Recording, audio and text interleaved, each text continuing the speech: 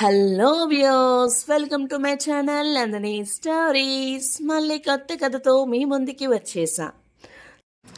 ఇతను సత్యం వ్యాపారంలో రాణించక తన సొంత గ్రామమైన మంచాలకే వచ్చి వ్యవసాయం చేసుకుందాం అనుకున్నాడు. తన వ్యవసాయం చేసుకోవలసిన స్థలంలో ఒక చెట్టు కింద పాము పుట్ట ఉంది. తను మరుసటి రోజు వ్యవసాయం కోసం పొలం దున్నబోతుండగా పుట్ట నుండి పాము వచ్చి మానవ భాషలో ఇలా అంది: మానవ, నీవు పొలం దున్నవద్దు, ఇది నా నివాస స్థలం. నేను ఇక్కడ ఎప్పటి నుండో నివసిస్తున్నాను. నీవు పొలం దున్నటం వల్ల నా నివాసం పోతుంది అని చెప్పింది. అప్పుడు సత్యం, నేను పొలం దున్నకపోతే నా జీవనం ఎలా సాగుతుంది అని అన్నాడు. దానికి ఆ పాము, నీవు కనుక ఈ పొలం దున్నకపోతే నేను రోజుకి ఒక బంగారు నాణెం ఇస్తాను. దానితో నీవు నీ జీవనం సాగించవచ్చు. బంగారు నాణెం ఉచితంగా తీసుకోవడం ఇష్టం లేక ఒక పాత్రలో పాలు తీసుకువెళ్ళి ఆ పుట్ట ముందు పెట్టి దండం పెట్టుకుని ఇంటికి వచ్చేసేవాడు. సత్యం ఇంటికి వెళ్ళిపోగానే పాము పుట్ట నుండి బయటకు వచ్చి పాలు త్రాగి అందులో ఒక బంగారు నాణెం పెట్టి పుట్టలోకి తిరిగి వెళ్ళిపోయేది. సాయంత్రం ఆ పాత్రను తీసుకోవడానికి వెళ్ళినప్పుడు అందులో ఉన్న బంగారు నాణెంను ఎవరూ చూడకుండా తీసుకువెళ్ళేవాడు. సత్యంకి ఇది రోజు దినచర్యగా మారింది. అయితే ఒకరోజు తన పొరుగురికి వెళ్ళవలసి వచ్చింది. తాను తన కుమారుడైన బంటికి ఉదయం పొట్ట దగ్గర పాత్రతో పాలు తీసుకువెళ్ళి పెట్టి మరలా సాయంత్రం తీసుకొనిరా అని చెప్పి తన పొరుగురికి వెళ్ళిపోయాడు. బంటి తన తండ్రి చెప్పినట్లుగానే ఉదయం ఆ పాత్రతో పాలు ఆ పుట్ట వద్ద పెట్టి ఆడుకోవడానికి వెళ్ళిపోయాడు. సాయంత్రం ఆ పాత్రను తిరిగి తీసుకురావడానికి వెళ్ళినప్పుడు ఆశ్చర్యం, ఆ పాత్రలో తనకి ఒక బంగారు నాణెం కనిపించింది. అప్పుడు తన తండ్రి చెప్పిన మాటలు గుర్తుకు వచ్చాయి. తన తండ్రి సాయంత్రం ఆ పాత్రలో ఏమున్నా అది జాగ్రత్తగా తీసుకువచ్చి బీర్వాలో దాయమని చెప్పాడు.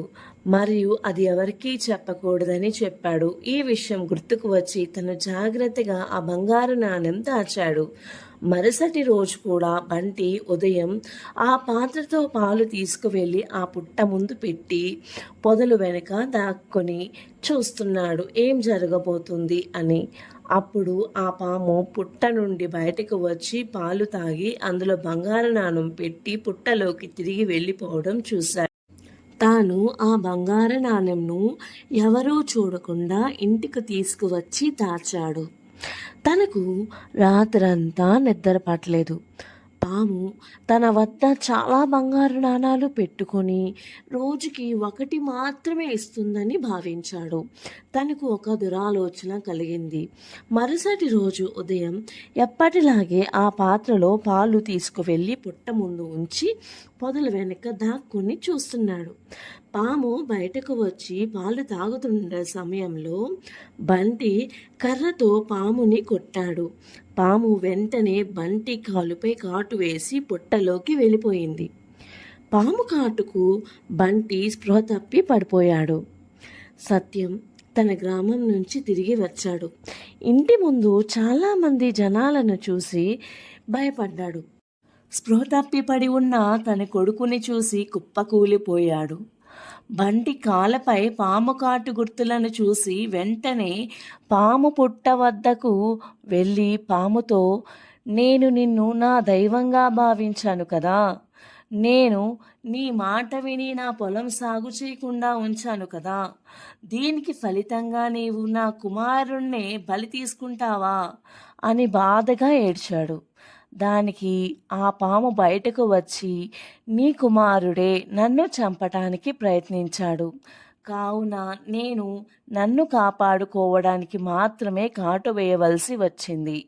నేను నా విషాన్ని తిరిగి తీసుకుంటాను, నీ కుమారుణ్ణి తిరిగి బ్రతికిస్తాను, కానీ ఇకపై ఈ పుట్టలో ఉండను అని వెళ్ళిపోయింది.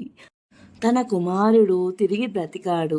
సత్యం తన కుమారుడు చేసిన తప్పుకు ప్రాయశ్చిత్తం పడుతూ క్షమించమని నమస్కరించాడు. బంటి పాము వెళ్ళిన తర్వాత ఆ పుట్టను తవ్వి చూశాడు. అందులో ఏమీ లేకపోవటంతో తాను చేసిన తప్పేంటో తెలుసుకొని చాలా బాధపడ్డాడు.